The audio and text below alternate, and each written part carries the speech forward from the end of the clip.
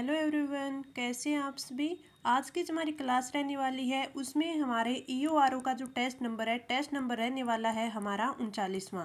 और आज का जो टेस्ट रहेगा उसमें अगर हम टॉपिक की बात करें तो आपके राजस्थान जीके में आपके आर्ट एंड कल्चर का जो टॉपिक रहेगा वो रहेगा संत संप्रदाय। इससे आपने देखा होगा आर्ट एंड कल्चर के कुछ ऐसे टॉपिक होते हैं जिनसे काफ़ी एग्जाम में क्वेश्चन पूछे जाते हैं। अगर हम बात करें दूसरा टॉपिक राजस्थान जीके का जनसंख्या, ये रहेगा आपका जनसंख्या। और ये आपकी जनगणना होगी। ये जनगणना के काफ़ी इंपॉर्टेंट क्वेश्चन आपने देखा होगा पीछे, जैसे अभी आपने जनवरी में देखा होगा कि जो सेट के एग्जाम हुए थे, आपका रीट का एग्जाम हुआ, इसमें आपके सेट के एग्जाम में देखा होगा आपकी हर जो आपकी शिफ्ट थी उसमें 2 से 3 क्वेश्चन है इसके आए थे। तो आपकी जनगणना का टॉपिक है वो काफ़ी इंपॉर्टेंट है। और आपकी जो सिलेबस में EORO के सिलेबस में 8 योजनाएं दी गई है, उनमें से हमने सारियों के क्वेश्चन है वो कर लिए हैं। अभी एक बची है इंदिरा रसोई योजना, जिसके क्वेश्चन है हम आज करेंगे और पूरा उसे रिवाइज करेंगे। उसके अलावा हम पार्ट बी के क्वेश्चन करेंगे। तो आज का जो सेशन आपका काफ़ी इंपॉर्टेंट है, क्योंकि जो राजस्थान जीके के क्वेश्चन है आर्ट एंड कल्चर के और आपकी जनगणना के, तो ये काफ़ी इंपॉर्टेंट रहने वाले हैं। तो आपको क्लास है वो लास्ट तक देखनी है। तो चलिए आज का हमारा टेस्ट है वो स्टार्ट करते हैं। हमारा फर्स्ट क्वेश्चन है, इंदिरा रसोई योजना के अंतर्गत राज्य में कितने लोगों को प्रतिदिन शहरी क्षेत्र में राज्य सरकार द्वारा न्यूनतम दर पर महज 8 रुपये में एक समय का भोजन उपलब्ध करवाया जाता है। यानी प्रतिदिन कितनों को करवाया जाता है? 1.34 लाख लोगों को, 1.63 लाख, 1.75 लाख और 2.25 लाख। तो आपका राइट आंसर होगा ऑप्शन ए, 1.34 लाख लोगों को प्रतिदिन पर डे है वो भोजन उपलब्ध करवाया जा रहा है महज 8 रुपए में। और अगर आपसे पूछ ले कि प्रति वर्ष इसका कितना है प्रति वर्ष, तो प्रति वर्ष हो जाएगा 4.87 करोड़ लोगों को भोजन करवाया जा रहा है प्रति वर्ष, 4.87 लाख करोड़। इस क्वेश्चन का राइट आंसर ऑप्शन ए। आगे बढ़े, हमारा अगला क्वेश्चन है कि पुष्टि मार्ग के प्रवर्तक थे मध्यमाचार्य, निम्बार्काचार्य, वल्लभाचार्य और चैतन्य महाप्रभु। तो आपका राइट आंसर कौन सा हो जाएगा? राइट आंसर हो जाएगा ऑप्शन थर्ड। पुष्टि मार्ग के प्रवर्तक किन्हें कहा जाता है? वल्लभाचार्य को कहा जाता है। अगर वल्लभाचार्य की बात करें तो इन्होंने अणुभाष्य को लिखा था। ये काफी बार एग्जाम में पूछा जाता है कि इन्होंने किसकी रचना की थी, तो इन्होंने अणुभाष्य लिखा था।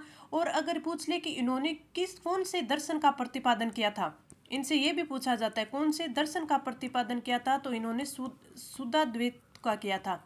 शुद्धाद्वैत का प्रतिपादन है वो किया था। काफी इंपॉर्टेंट क्वेश्चन होते हैं ये, जो काफी बार एग्जाम में पूछे जाते हैं और हम पढ़ने में इन्हें स्किप कर जाते हैं, काफी इंपॉर्टेंट है।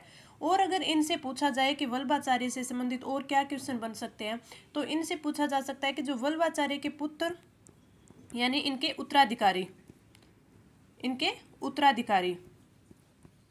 उत्तराधिकारी की बात करें तो वो कौन थे? वो थे इनके विठलदास। कौन थे? विठलदास थे। और इन विठलदास से संबंधित एक आपसे क्या पूछा जाता है कि अष्टछाप कवि मंडली है वो किन से संबंधित है? अष्टछाप कवि मंडली तो वो किससे संबंधित है? तो ये है विठलदास से संबंधित है, जो कि वल्लभाचार्य के पुत्र थे यानी उत्तराधिकारी थे। तो ये भी आपको ध्यान रखना है। और इनसे क्या पूछा जा सकता है? जो विठलदास थे, ये विठलदास थे जो इनके उत्तराधिकारी थे वल्लभाचार्य, तो इनके वंशज थे। इनके वंशज कौन थे? विठलदास जी के वंशज थे दो। कौन से? एक तो थे आपके दामोदर गोस्वामी, दामोदर और दूसरे थे गोविंद जी। ये इंपॉर्टेंट कैसे है? ये इंपॉर्टेंट इसीलिए है कि ये दोनों है वो कहाँ से? श्रीनाथ जी की प्रतिमा लेके आए थे। तो ये श्रीनाथ जी की प्रतिमा लेके आए थे राजस्थान में। तो आपसे पूछा जा सकता है कि श्रीनाथ जी की प्रतिमा है वो राजस्थान में कौन लेके आए थे? विठलदास जी के वंशज थे। एक तो कौन थे? आपके गोस्वामी दामोदर जी थे, दूसरे गोविंद देव जी थे। और ये श्रीनाथ जी की प्रतिमा राजस्थान में लाए थे। कब लाए थे? 30 सितंबर 1669 में लेके आए थे। 1669 में लेके आए थे। और लाने के बाद ये उन्होंने बनास नदी के किनारे जो आपका गांव था, कौन सा गांव था? सिंहाड़ था। उस गांव में इन्होंने इन प्रतिमा को स्थापित किया था। और किन की अनुमति से किया था? ये क्वेश्चन भी काफी बार पूछा जाता है। तो इन्होंने जो महाराणा राज सिंह थे, महाराणा राज सिंह थे।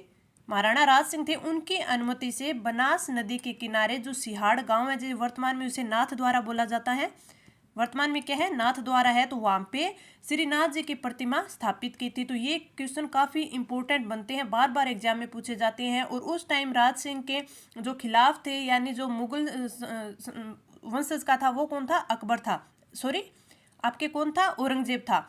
तो औरंगजेब और राज सिंह की भी बनती नहीं थी। तो उस टाइम है औरंगजेब ने काफी मंदिर वगैरह तुड़वाए थे, और उसी टाइम है वो राज सिंह ने सिहाड़ में ये अनुमति दी थी कि वहां पे श्रीनाथ जी की प्रतिमा है वो स्थापित की जाए। और तभी से है जो नाथ द्वारा को है इस संप्रदाय की, यानी वल्लभ संप्रदाय है, वहां के प्रधान पीठ माने जाने लगी है। तो इस क्वेश्चन से कितने क्वेश्चन बन सकते हैं कि वल्लभाचार्य है, उन्होंने अणुभाष्य की रचना की थी, और उन्होंने शुद्धाद्वैत जो दर्शन है उसका प्रतिपादन किया।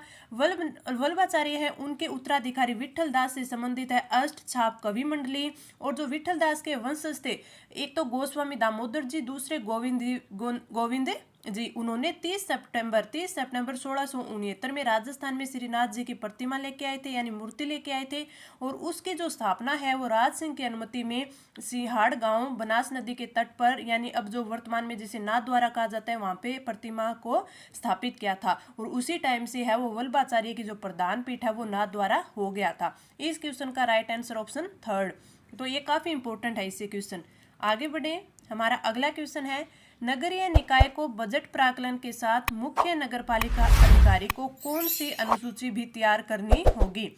स्थापन अनुसूची, संपत्ति अनुसूची, दायित्व अनुसूची और ऋण अनुसूची। तो आपका राइट आंसर हो जाएगा ऑप्शन फर्स्ट, स्थापन अनुसूची भी तैयार करनी होगी। तो राइट आंसर ऑप्शन ए। अब इसमें सीधा बोल दिया कि मुख्य नगरपालिका अधिकारी को तैयार करनी होगी। सीधा एग्जाम में ऐसा भी आ सकता है कि जो स्थापन अनुसूची है उसे कौन तैयार करता है, तो मुख्य नगरपालिका अधिकारी। आगे बढ़े, हमारा अगला क्वेश्चन है कि सन 2001 से 11 के बीच निम्नलिखित में से राजस्थान के कौन से जिलों में जनसंख्या की जो 10 की वृद्धि दर है वो 30% से अधिक दर्शाई गई है? 30% से अधिक दर्शाई गई है। अगर आपसे पूछ ले कि राजस्थान की जो 10 की वृद्धि दर है वो कितनी है, यानी 2011 की, 2001 से 11 में जो वृद्धि दर हुई है वो पूछा है, तो वो कितनी है, वो है 21.3%। अगर अपनी राष्ट्रीय पूछ ले, यानी भारत की पूछ ले, राष्ट्रीय वृद्धि दर पूछ ले, तो वो है 17.7%। तो इससे क्वेश्चन कैसे बन सकता है, आपसे ऐसे भी पूछा जा सकता है कि जो राजस्थान की जो 10 की वृद्धि दर है वो राष्ट्रीय वृद्धि दर से अधिक है या फिर कम है। आपको ये डेटा याद होंगे तभी आपको पता चलेगा कि कम है या अधिक है। तो यानी राजस्थान के जो 10 की वृद्धि दर है वो राष्ट्रीय वृद्धि दर से ज्यादा है। आपको से ये तभी पता चलेगा आपको जब इन पे आप प्रैक्टिस करेंगे या फिर आपको ये डाटा याद होगा। अब क्वेश्चन में पूछा है कि 30% से अधिक है। बांसवाड़ा की जनसंख्या 10 की वृद्धि दर देखें तो बांसवाड़ा की कितनी है, 26.5% है, 26.5% है। जोधपुर की देखें तो जोधपुर की कितनी है, 27.7% है। जोधपुर की कितनी है, 27.7% है।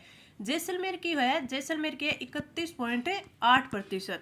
और अगर हमारे बाड़मेर की बात करें तो बाड़मेर की कितनी है, 32.5% है। एग्जाम में पूछ यानी आपके प्रश्न में पूछा है 30% से अधिक, तो 30% से अधिक जैसलमेर और बाड़मेर की है। तो आपका राइट आंसर कौन सा हो जाएगा, सी और डी, यानी सी और डी की ज्यादा है। अगर आपसे ये पूछ लेता कि 30% से कम, तो इसमें ये आ जाता ए और बी की कम है। तो अगर आपसे पूछ ले कि सर्वाधिक जो वृद्धि दर है वो किसकी है, वो है बाड़मेर की। सर्वाधिक किसकी है, बाड़मेर की है। अगर आपसे ये पूछ ले कि राजस्थान में जनसंख्या की 10 के वृद्धि दर सर्वाधिक के, इस क्वेश्चन की बात नहीं है, सर्वाधिक किसकी है, तो वो भी बाड़मेर की है, 32.5%। अगर आपसे पूछ ले मिनिमम किसकी है, तो मिनिमम है गंगानगर की, मिनिमम है गंगानगर की, वो कितनी है, 10% है। और इससे कम किसकी है, झुंझुनू की है, और झुंझुनू की कितनी है, 11.8%। तो ऐसे क्वेश्चन है वो आपको थोड़े से डीप तरीके से पूछा जा सकता है, लेकिन आपको बिल्कुल सही करके आना है। तो इस क्वेश्चन का राइट आंसर ऑप्शन है फोर्थ हो जाएगा, क्योंकि 30 से ज्यादा है वो जैसलमेर और बाड़मेर की है। मिनिमम अगर आपके राजस्थान की पूछ ले तो गंगानगर की, उसके बाद है झुंझुनू की। आगे बढ़े, हमारा अगला क्वेश्चन, इंदिरा रसोई योजना के संदर्भ में निम्न सत्य कथन है। राज्य में इस योजना की शुरुआत है वो तमिलनाडु की अम्मा कैंटीन की तर्ज पर की गई, बिल्कुल सही है। प्रदेश में इस योजना का प्रारंभ मंत्री अशोक गहलोत द्वारा 20 अगस्त 2020 को किया गया। अपन को बिल्कुल सही लग रहा है ये, हाँ बिल्कुल सही है, 20 अगस्त 2020 को किया गया। लेकिन ये बात इसने गलत दे दी कि इंदिरा गांधी की जयंती पे नहीं, राजीव गांधी जी की जयंती पे, राजीव गांधी की जयंती पर 20 अगस्त 2020 को किया गया, यानी ये अपन को गलत दे दिया। राज्य सरकार ने योजना को कोई भी भूखा नहीं रहे इस संकल्प के साथ शुरू किया। अगर आप जल्दी से पढ़ेंगे तो इसे भी आप सही टिक कर देंगे कि कोई भी भूखा नहीं रहे। लेकिन जो इसकी थीम थी वो क्या थी कि कोई भूखा न सोए, कोई भूखा न सोए।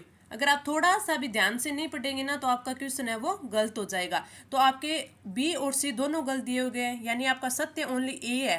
तो आपका राइट आंसर हो जाएगा ऑप्शन ए। आगे बढ़े, हमारा अगला क्वेश्चन है, श्री वैष्णव संप्रदाय से निम्न में से कौन संबंधित है? वल्लभाचार्य, रामानुज, चैतन्य और मीरा। तो आपका राइट आंसर हो जाएगा ऑप्शन 2 रामानुज। वैष्णव संप्रदाय से कौन संबंधित है? रामानुज है। रामानुज ने श्री राम की भक्ति के बारे में बताया है। अगर इन्होंने इनके संप्रदाय की बात करें तो इन्होंने किस संप्रदाय की स्थापना की थी? तो इन्होंने रामावत संप्रदाय, रामावत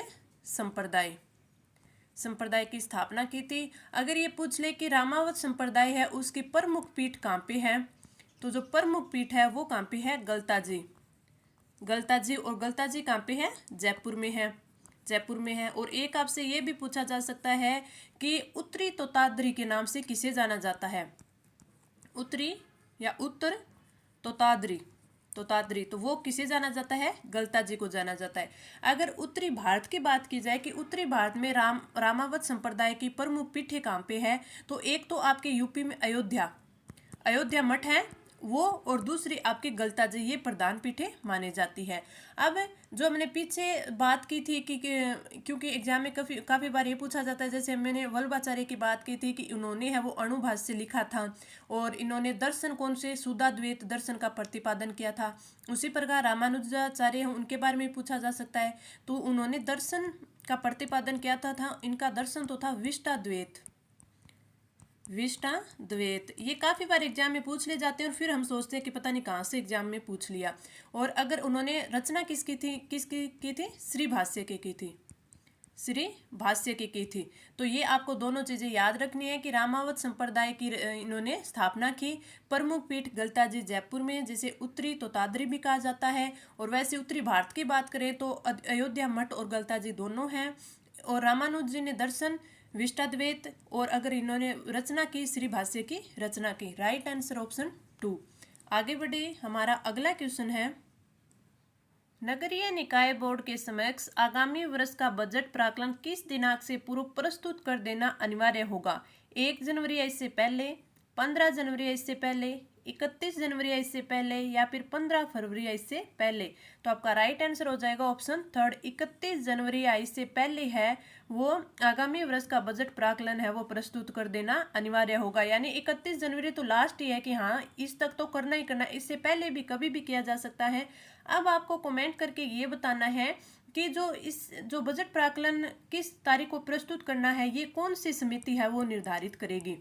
मैंने आपको काफ़ी अच्छी बार कई बार इसका रिवीजन करवाया, बताया भी है कि किस धारा में किस समिति के बारे में बोला गया है। तो ये आपको कमेंट करके नीचे बताना है। आगे बढ़े, हमारा अगला क्वेश्चन है, वर्ष 2011 की जनगणना के अनुसार राजस्थान का सबसे कम आबादी वाला जिला कौन सा है? सबसे इजी क्वेश्चन, बूंदी, सिरोही, प्रतापगढ़ और जैसलमेर।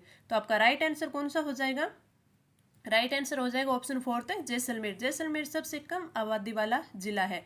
अगर आपसे पूछ ले कि मिनिमम आबादी वाले जिले, तो पहला तो आपका हो गया जैसलमेर, जैसलमेर हो गया। दूसरा कौन सा हो गया?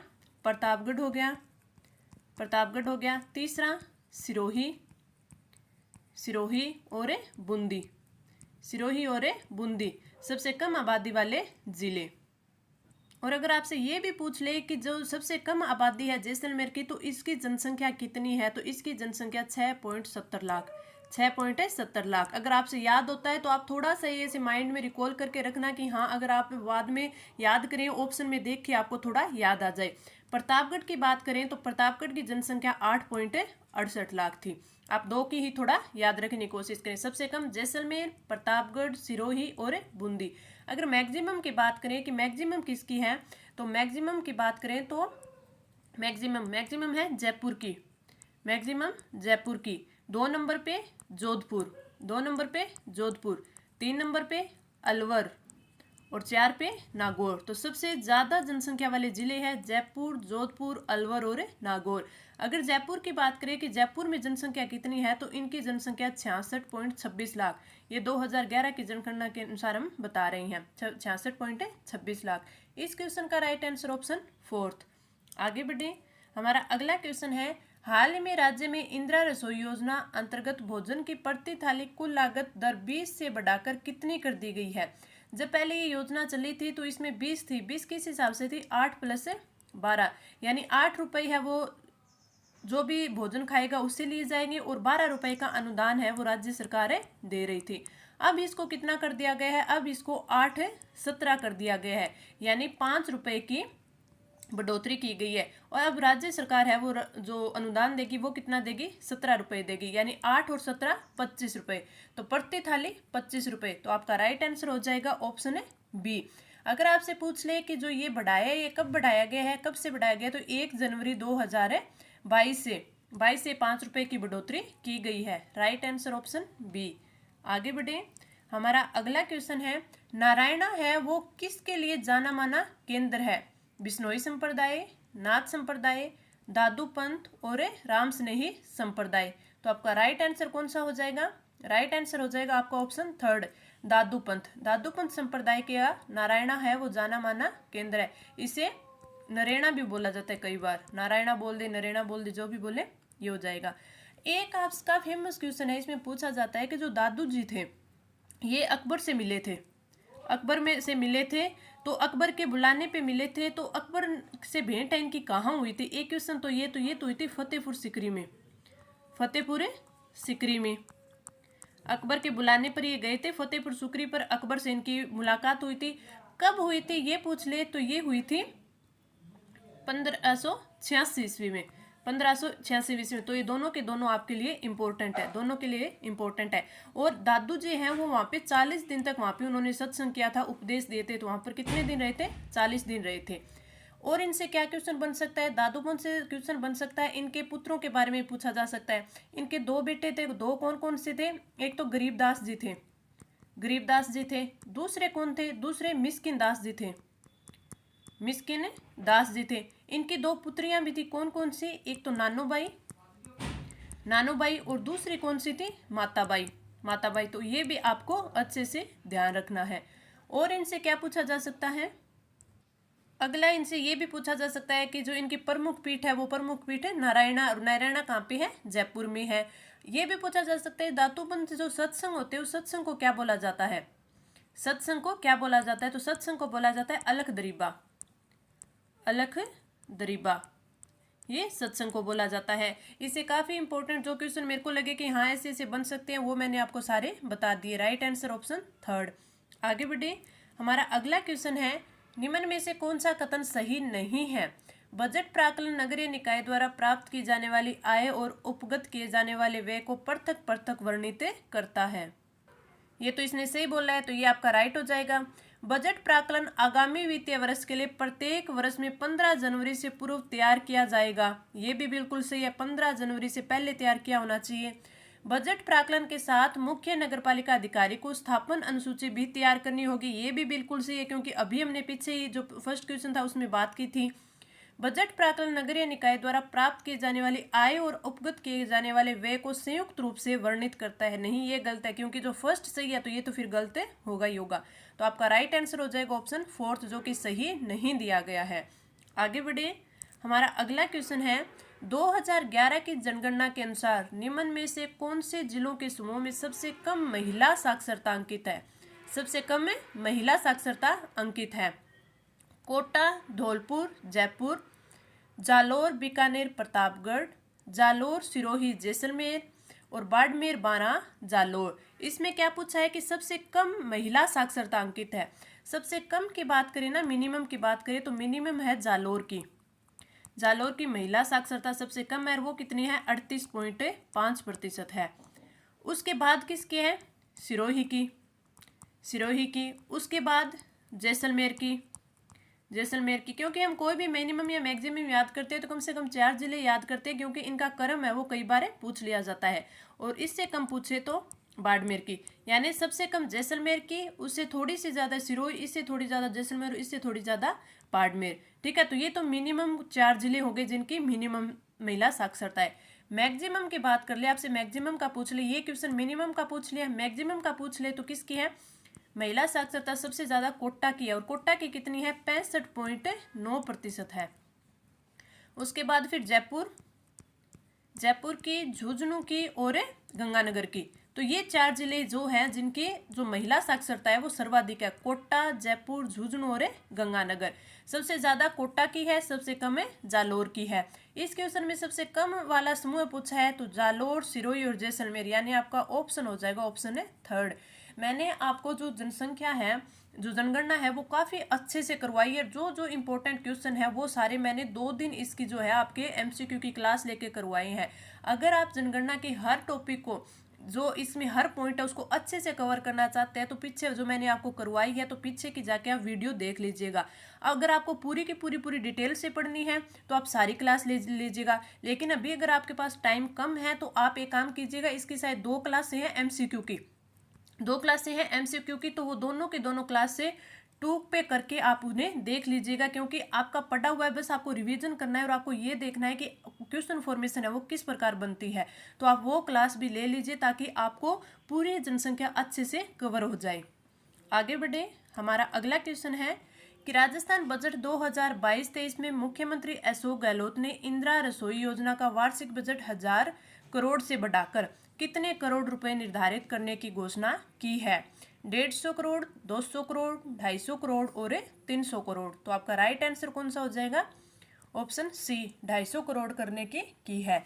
अगर आपसे बजट 2023-24 के बारे में भी पूछ ले, 23-24 में इस जो आपकी ये योजना है इसके बारे में क्या घोषणा की गई है, तो इसके बारे में की गई है, एक तो ये कि ये ग्रामीण क्षेत्र है, यानी ग्रामीण कस्बे हैं उनमें भी इसका विस्तार किया जाएगा, ग्रामीण कस्बों में विस्तार।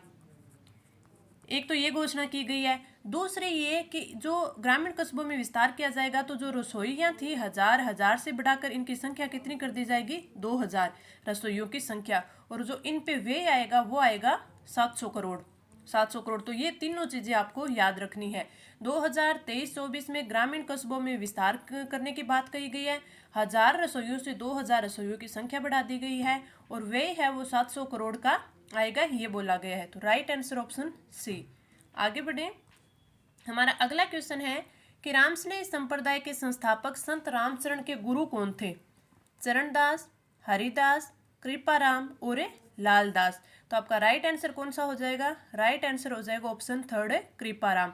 कृपाराम है वो रामस्नेही संप्रदाय के जो संस्थापक रामचरण थे उनके गुरु है कृपाराम। और ये कृपाराम यहाँ मिले थे, ये मिले थे दांतड़ा में। ये पूछा जा सकता है आपको, दांतड़ा कहाँ? मेवाड़।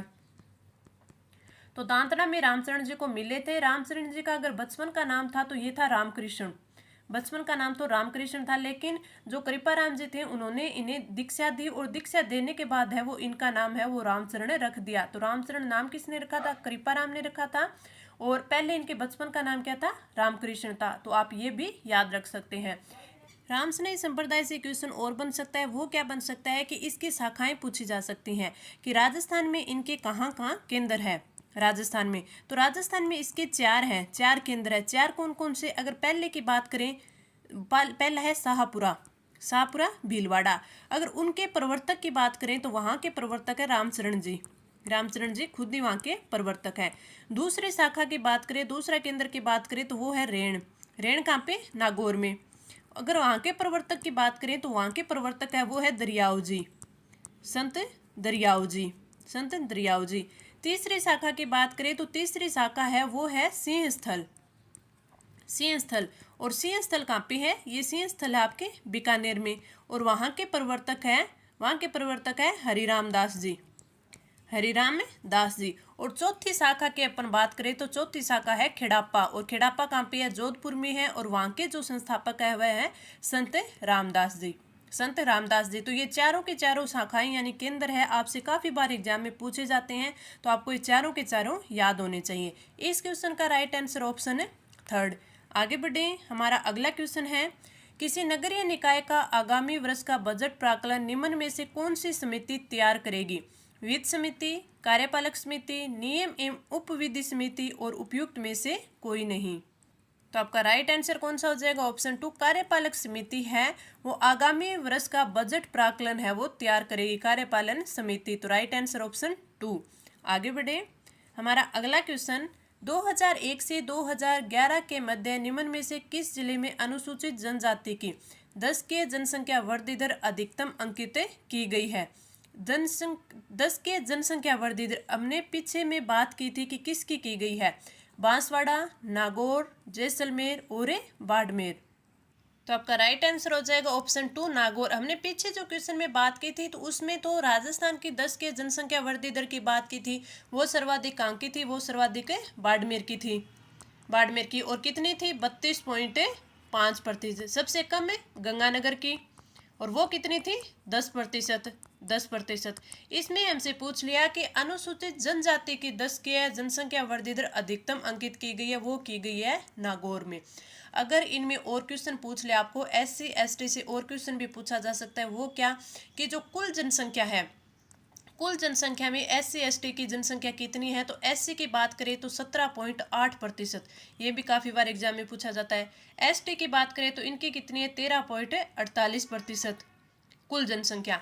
अगर सर्वाधिक जनसंख्या है प्रतिशत में, अब प्रतिशत में भी पूछा जा सकता है और आपको क्षेत्र वो आपके सीधे आपके संख्या में पूछा जा सकता है। तो प्रतिशत अगर आपसे पूछ ले सर्वाधिक, तो जो SC की सर्वाधिक है वो है आपके गंगानगर हनुमानगढ़ में। गंगानगर हनुमानगढ़ में सबसे ज़्यादा SC की जनसंख्या प्रतिशत है हनुमानगढ़ में। अगर ST की बात करें तो ST की सर्वाधिक आपकी बांसवाड़ा में, और 2 नंबर पे कहाँ पे है? डूंगरपुर में है। 2 नंबर पे डूंगरपुर में है। तो ये क्वेश्चन भी आपसे पूछा जा सकता है। तो राइट आंसर ऑप्शन 2। आगे बढ़े, हमारा अगला क्वेश्चन है, निम्नलिखित में से इंदिरा रसोई योजना के क्रियान्वयन के संदर्भ में सत्य कथन है? इंदिरा रसोई योजना के क्रियान्वयन की निगरानी है वो जिला कलेक्टर की अध्यक्षता में एक समिति करेगी। किसी भी प्रकार की प्राकृतिक आपदा के समय भी इस योजना के द्वारा जरूरतमंद तथा न्यूनतम शुल्क दर पर भोजन कराया जाएगा। तो इसमें अगर हम पहले की बात करें कि इंदिरा रसोई योजना के क्रियान्वयन की निगरानी जिला कलेक्टर की अध्यक्षता में एक समिति करेगी, बिल्कुल सही बात है आपकी। किसी भी प्रकार की प्राकृतिक आपदा के समय भी इस योजना के द्वारा जरूरतमंदों तथा न्यूनतम शुल्क पर दर पर भोजन करवाया जाएगा, नहीं, इसमें यह कुछ नहीं कहा गया है। इस योजना के अंतर्गत नाश्ते, दोपहर, रात्रि के भोजन की व्यवस्था की गई है, नहीं, इसमें सिर्फ दोपहर और रात्रि के भोजन की है वो व्यवस्था की गई है। तो ये भी गलत हो गया आपका। जो आपकी अन्नपूर्णा योजना थी उसमें आपके नाश्ते, दोपहर और रात्रि तीनों की व्यवस्था की गई थी, लेकिन इस योजना में नहीं की गई है। अगर आपसे ये पूछ ले कि जो आपकी इंदिरा गांधी रसोई योजना है इसकी पूर्व योजना पूछ ले आप, यानी पूर्ववर्ती योजना, तो वो होगी आपकी अन्नपूर्णा योजना। कौन सी होगी? अन्नपूर्णा योजना होगी, क्योंकि अन्नपूर्णा योजना के बाद यानी उसकी जगह पर ये योजना चलाई गई है। डी की बात करें कि योजना के अंतर्गत खाना बनाने के लिए सरकारी संस्था या NGO भवनों का उपयोग करने के बजाय निजी संस्था अथवा भवनों का प्रयोग करने का प्रावधान किया गया, नहीं, जो खाना बनाने के लिए जो सरकारी संस्था या NGO भवन है ओनली उन्हीं का उपयोग किया जाएगा। तो आपका B, C और D तीनों गलत है। आपका राइट आंसर हो जाएगा ऑप्शन A। आगे बढ़े, हमारा अगला क्वेश्चन है, जाम्बू जी जहाँ प्रवचन करते थे वह क्या कहलाता था? सथारी, शब्द, वाणी और सील। तो आपका राइट आंसर कौन सा हो जाएगा? राइट आंसर हो जाएगा आपका ऑप्शन है 1। इसे सांथरिया भी बोलते हैं, इसे सांथरी भी बोलते हैं, संथारी भी बोलते हैं। तो जाम्बू जी जहाँ प्रवचन करते थे उसे क्या बोला जाता था? संथारी बोला जाता था। इनसे क्वेश्चन ये पूछा जाता है कि जो जाम्बू जी की जो प्रमुख पीठ है वो कहाँ है? तो इनकी प्रमुख पीठ है मुकाम तालवा। मुकाम में तालवा, और मुकाम तालवा कहाँ है? ये है नोखा, बीकानेर में। नोखा, बीकानेर में प्रमुख पीठ आपसे पूछ ली। और आपसे पूछा जा सकता है कि जो जाम्बू जी हैं उनका मुकाम तालवा में साल में 2 बार मेला भरता है। 2 बार मेला भरता है। कब कब? एक तो आश्विन अमावस्या को, और दूसरा आपका भरता है फाल्गुन अमावस्या को। तो ये भी आपका इम्पोर्टेंट है, अमावस्या को। ठीक है, प्रमुख पीठ मुकाम तालवा, 2 बार मेला भरता है आश्विन और फाल्गुन की अमावस्या को। और इनसे क्या, इनसे एक ये जो प्रमुख पीठ होगी मुकाम तालवा होगी। अगर आपसे पूछ ले कि जाम्बू जी का जो प्रमुख या प्रधान कार्यस्थल था तो वो कौन सा था, वो था आपका समराथल, जिसे समराथल दौरा भी बोलते हैं। समराथल, ये था समराथल। तो इस क्वेश्चन का राइट आंसर हो जाएगा ऑप्शन ए। मैं आपको चाहे किसी का हो, चाहे आपके आर्ट एंड कल्चर का क्वेश्चन हो, जनगणना का क्वेश्चन हो, आपके पार्ट बी का हो, या फिर आपकी इन ये रसोई योजना अब आज जो हम टॉपिक कर रहे हैं ये हो, सारे के सारे काफ़ी डिटेल से करवा रही हूँ ताकि आपका अब हम टॉपिक कर लें तो आपको इसका रिवीजन करना ना पड़े, यानी पूरा का पूरा हमें रिवीजन कर लें, आगे हम और जो हमारे सब्जेक्ट हैं उनका रिवीजन कर पाएँ। आगे बढ़ें। हमारा अगला क्वेश्चन, कोई नगरीय निकाय अपने बजट प्राक्कलन में नए पदों का सृजन या रिक्त पदों को भरने से संबंधित प्रस्ताव कब सम्मिलित कर सकती है? राज्य सरकार के पूर्व अनुमोदन के पश्चात, निदेशक स्थानीय निकाय विभाग के पूर्व अनुमोदन के पश्चात, नगरीय निकाय बोर्ड के पूर्व अनुमोदन के पश्चात और नगर पालिका अध्यक्ष के पूर्व अनुमोदन के पश्चात। तो आपका राइट आंसर हो जाएगा ऑप्शन ए, राज्य सरकार के पूर्व अनुमोदन के पश्चात है वो नगरीय निकाय अपने बजट प्राक्कलन में नए पदों का सृजन या रिक्त पदों को भरने से संबंधित प्रस्ताव है वो सम्मिलित कर सकते हैं। तो राइट आंसर ऑप्शन ए। आगे बढ़े। हमारा अगला क्वेश्चन है कि राजस्थान में कौन से जिलों में जनसंख्या घनत्व 100 व्यक्ति प्रति वर्ग किलोमीटर से कम पाया जाता है जनगणना 2011 के अनुसार? जैसलमेर, बाड़मेर व जालौर में, जैसलमेर, बाड़मेर, जोधपुर, जैसलमेर, बाड़मेर, पाली और जैसलमेर, बाड़मेर व बीकानेर में। अगर हम जनसंख्या घनत्व की बात करें तो हमारे राजस्थान का जनसंख्या घनत्व कितना है? राजस्थान का जनसंख्या घनत्व है 200 और 2000, ये 2011 का। 2001 की बात करें कि 2001 में जो जनगणना हुई थी उस टाइम हमारा राजस्थान का जो जनसंख्या घनत्व 165 था। तो आपसे ये क्वेश्चन भी पूछा जा सकता है कि जनसंख्या घनत्व में वृद्धि हुई है या कमी हुई है? अगर वृद्धि हुई है तो कितने की हुई है? तो यानी ये प्लस 35 अंकों की वृद्धि हुई है, यानी पहले 165 था अब 200 हो गया तो प्लस 35 की वृद्धि हुई है।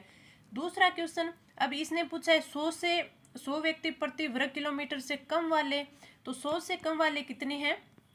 100 से कम वाले 3 जिले हैं। 3 कौन कौन से हैं? एक तो जैसलमेर है, जैसलमेर का कितना है जो घनत्व है वो है 17। दूसरा है बीकानेर का कितना है 78। और तीसरा है बाड़मेर, और बाड़मेर का कितना है? बाड़मेर का है आपका 92,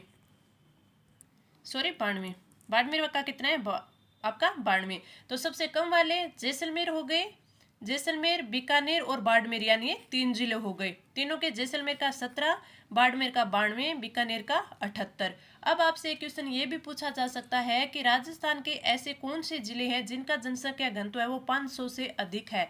तो 500 से अधिक वाले 2 जिले हैं। 2 कौन कौन से? एक तो आपका जयपुर है जिसका कितना है 595 है, 595 जनसंख्या घनत्व है। और दूसरा कौन सा है? भरतपुर है, और भरतपुर का कितना है? भरतपुर का है 503 जनसंख्या घनत्व है। तो ये भी इंपॉर्टेंट क्वेश्चन है, ये भी आपसे पूछा जा सकता है। तो इस क्वेश्चन का राइट आंसर ऑप्शन 4। आगे बढ़े। हमारा अगला क्वेश्चन है कि राज्य सरकार द्वारा संभागीय स्तर पर इंदिरा रसोई योजना में कार्य करने वाले कर्मचारी, संस्थाओं, अधिकारियों को वार्षिक रूप से प्रोत्साहन के रूप में प्रथम स्थान प्राप्त करने वालों को कितने रुपए का नगद पुरस्कार है वो दिया जाता है? इसमें बात की संभागीय स्तर की, तो जो संभागीय स्तर है उसमें जो फर्स्ट स्थान आता है तो फर्स्ट स्थान को कितना दिया जाता है? 15,000 रुपये दिए जाते हैं। सेकंड आएगा तो उसको 11,000 रुपये, और थर्ड आएगा तो उसको कितने दिए जाएंगे? 5,000 रुपये। तो फर्स्ट का पूछा यानी 15,000, तो आपका राइट आंसर ऑप्शन बी 15,000 रुपये ही नगद पुरस्कार है दिया जाएगा। ये है संभाग स्तर की बात। अगर आपसे राज्य स्तर की बात कर ले तो राज्य स्तर में जो फर्स्ट आएगा उसको दिए जाएंगे 21,000 रुपये। कितने? 21,000। सेकंड आएगा उसे 15,000, और आपका थर्ड आएगा उसे दिए जाएंगे 11,000। ये बस इतनी है कि 15, 11 यहाँ तक आ जाएंगे। और एक होता है इसमें 3 स्तर पर दिए जाते हैं, आपके संभाग स्तर, और ये राज्य स्तर और जिला स्तर। जिला स्तर पर फर्स्ट को दिया जाता है, और वो कितना दिया जाता है? फर्स्ट को दिया जाता है 11,000 रुपये। तो ये आप तीनों याद रख सकते हैं। Right answer option B. आगे बढ़े। हमारा अगला क्वेश्चन है कि संत लालदास के लिए अच्छी तरह जाने जाते हैं, यानी संत लालदास है वो किस चीज के लिए अच्छी तरह जाने जाते हैं? मूर्ति पूजा, सांप्रदायिक सद्भाव, समाज सुधार और सरल जीवन। तो आपका राइट आंसर हो जाएगा ऑप्शन 2 सांप्रदायिक सद्भाव। और सांप्रदायिक सद्भाव कैसे? जो संत लालदास है वो मेव जाति के मुस्लिम थे, मेव जाति के मुस्लिम थे, जहां उन्होंने मेव जाति में जन्म लिया था। अगर इनके प्रमुख पीठ की बात करें कि प्रमुख स्थल है वो कहाँ है, तो वो है शेरपुर, शेरपुर और धौलीदू। धौलीदू जो कहाँ पे पड़ते हैं? ये धौलीदू गांव है, वो कहाँ पड़ता है? ये पड़ते हैं अलवर में। कहाँ पड़ते हैं? अलवर में। तो इनके जो प्रधान पीठ मान ले, प्रमुख स्थल मान ले, वो है शेरपुर और धौलीदू गांव अलवर में। और ये मेव जाति के थे और ये सांप्रदायिक सद्भावना के लिए जाने जाते हैं। Right answer option 2। आगे बढ़े, हमारा अगला क्वेश्चन है कि बजट प्राक्कलन में किन प्रस्तावों को राज्य सरकार के पूर्व अनुमोदन के बिना नगरीय निकाय सम्मिलित नहीं कर सकती?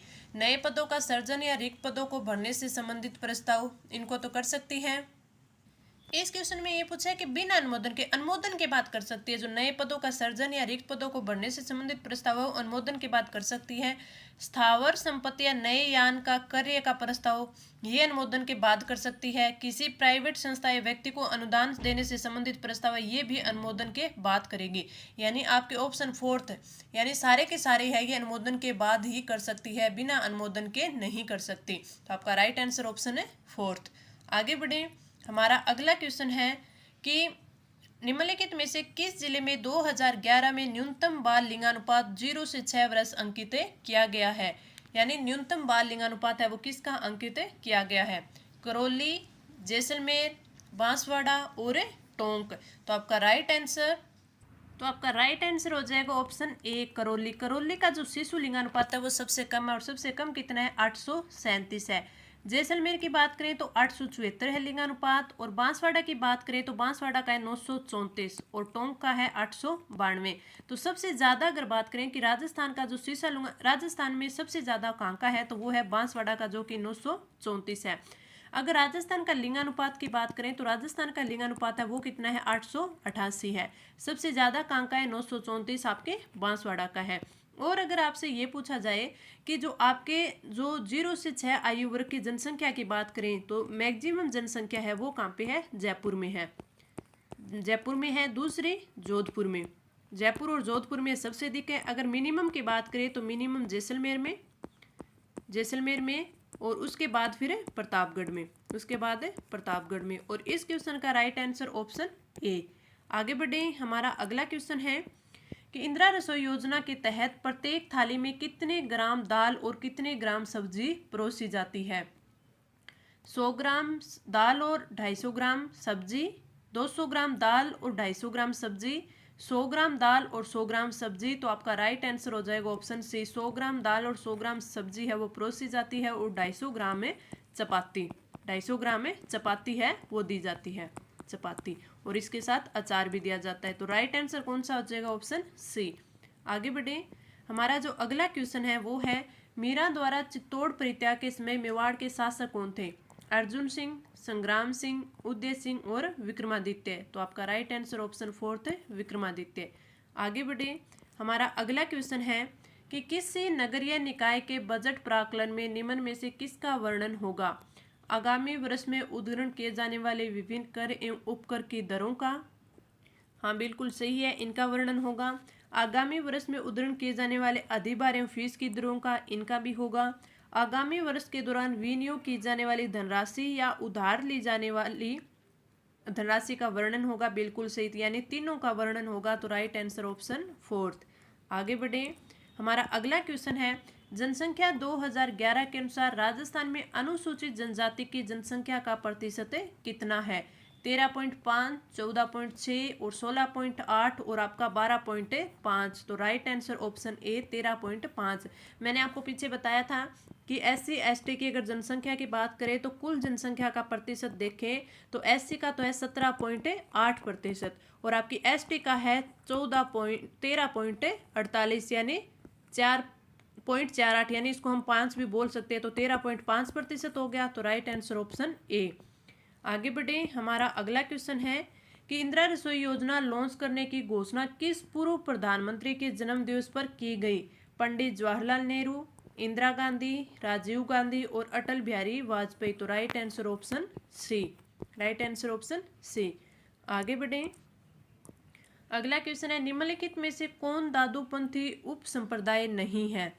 खालसा, नागा, खाकी और चंडाल। तो आपका राइट आंसर कौन सा हो जाएगा? राइट आंसर हो जाएगा ऑप्शन है फोर्थ, चंडाल नहीं है। अगर उप संप्रदाय की बात करें तो इनके 6 प्रकार है। 6 कौन कौन से? पहला खालसा हो गया, दूसरा नागा संप्रदाय, तीसरा खाकी, चौथे की बात करें तो विरक्त संप्रदाय, पांचवा है उत्तरादे या व स्थानधारी, यानी एक स्थान से छोड़कर दूसरे स्थान पर चले जाते हैं, स्थानधारी। और छठे की बात करें वो होते हैं निहंग। छठे की बात करें तो वो होते हैं निहंग। तो ये 6 प्रकार के उप संप्रदाय हैं। Right answer option fourth. आगे बढ़े। हमारा अगला क्वेश्चन है, किसी नगरीय निकाय का आगामी वित्तीय वर्ष का बजट प्राक्कलन नगरीय निकाय बोर्ड के समक्ष कौन प्रस्तुत करेगा? मुख्य नगरपालिका अधिकारी, नगरीय निकाय अध्यक्ष, नगरीय निकाय उपाध्यक्ष या फिर कार्यपालक समिति अध्यक्ष। तो आपका राइट आंसर हो जाएगा ऑप्शन 2, नगरीय निकाय अध्यक्ष है वो प्रस्तुत करेंगे। Right answer option 2। आगे बढ़े। हमारा अगला क्वेश्चन, जनगणना 2011 कौन सा जनगणना सर्वेक्षण था? 13वां, 14वां, 15वां और 16वां। आप सभी को पता है। इसका राइट आंसर हो जाएगा ऑप्शन थर्ड, 15वां था। अगर हम बात कर लें कि स्वतंत्रता के बाद कौन सा था, तो स्वतंत्रता के बाद है वो था सातवां इसका जनगणना सर्वेक्षण था। और अगर जो 2011 का तो 15वां था। अगर इसके आयुक्त पूछ ले आपसे, आयुक्त कौन से थे? आयुक्त थे सी चंद्रमौली। अब तो आपकी 2021 वाली थी वो भी हो जानी चाहिए थी, उसके भी आंकड़े। तो 2021 वाली भी मैंने पूरी डिटेल से इनका आयुक्त कौन था, कौन सी थी, स्वतंत्रता के बाद कौन सी थी, पूरी की पूरी मैंने आपको करवाई है। अगर इसी के आपको डाटा याद रखनी है, देखनी है, तो आप हमारे पीछे वाली वीडियो देख सकते हैं। आगे बढ़े। हमारा अगला क्वेश्चन है, निम्नलिखित में से राजस्थान सरकार का कौन सा विभाग इंदिरा रसोई योजना को लागू करने अथवा क्रियान्वयन करने के लिए उत्तरदायी है? खाद्य एवं आपूर्ति विभाग, जन स्वास्थ्य एवं अभियांत्रिकी विभाग, कृषि एवं पशुपालन व मत्स्य विभाग और नगरीय विकास एवं आवासन स्वायत्त शासन विभाग। तो आपका राइट आंसर ऑप्शन डी। आगे बढ़े। हमारा अगला क्वेश्चन है कि राजस्थान के प्रमुख संत और उनके द्वारा स्थापित संप्रदायों के संबंध में कौन से युगों में सही है? हमें इनका मिलान करना है, यानी ये मिलान किए हुए हैं। अब हमें ये बताना है कि कौन से सही है, कौन से गलत है। रामचरण जी है और राम स्नेही संप्रदाय बिल्कुल सही है, जिनकी जो प्रधान पीठ है वो शाहपुरा भीलवाड़ा में है। लालगिरी जी अलख्या संप्रदाय सही हैं।